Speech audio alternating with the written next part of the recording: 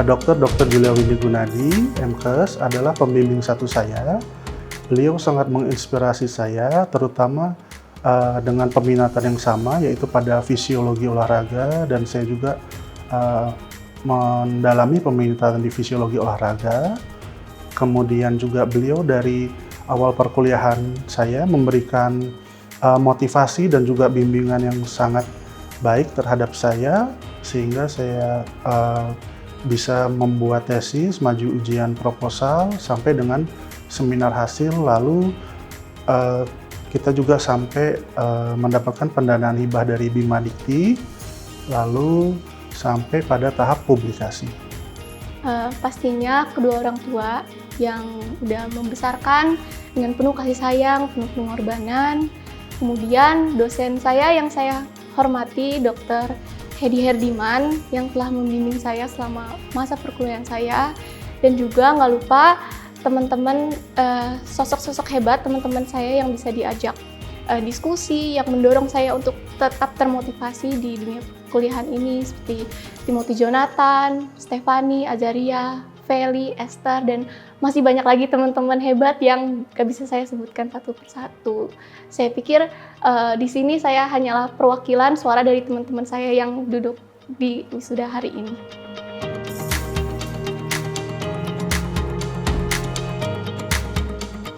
Selama perkuliahan di Maranatha ini, buat saya pengalaman yang sangat menarik adalah karena saya S1-nya bukan berlatar belakang dari psikologi, kemudian saya masuk ke dalam Magister Psikologi Sains itu betul-betul tidak ada bayangan sama sekali tentang ilmu psikologi gitu. Tapi pengalaman menariknya adalah saya bisa dibimbing oleh banyak dosen yang dengan sepenuh hati gitu, dan juga dengan banyak ilmu saya mendapatkan banyak sekali pengetahuan dari banyak sekali dosen gitu yang berpengalaman di bidangnya.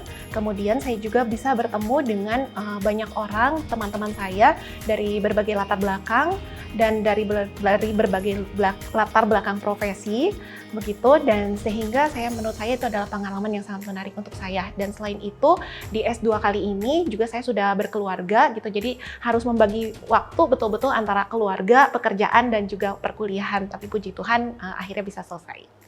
Sebetulnya kalau ngomongin kenangan itu banyak banget kan, tapi yang paling memorable buat saya itu di saat-saat terakhir, waktu perjuangannya itu. Waktu program sarjana kemarin, saya keteteran gara-gara di waktu yang mepet, saya harus ngulang lagi, skripsinya dimulai dari nol lagi, ganti judul. Di S2, saya sempat hampir gagal yudisium, gara-gara ada syarat yudisium yang hampir nggak terpenuhi. Tapi puji Tuhan, saya bisa lalui semuanya dengan bantuan dosen pembimbing. Terima kasih Bu Cindra, Pak Yosafat, Pak Roy. Pengalaman menariknya sih sebetulnya bertemu dengan banyak orang yang di luar ekspektasi saya gitu. Jadi banyak banget orang-orang hebat, banyak banget orang-orang yang ilmunya luar biasa, yang bisa nambah ilmu saya. Selain dari dosen-dosen, teman-teman yang saya temui itu luar biasa sekali. Mungkin itu sih yang terkenang banget buat saya.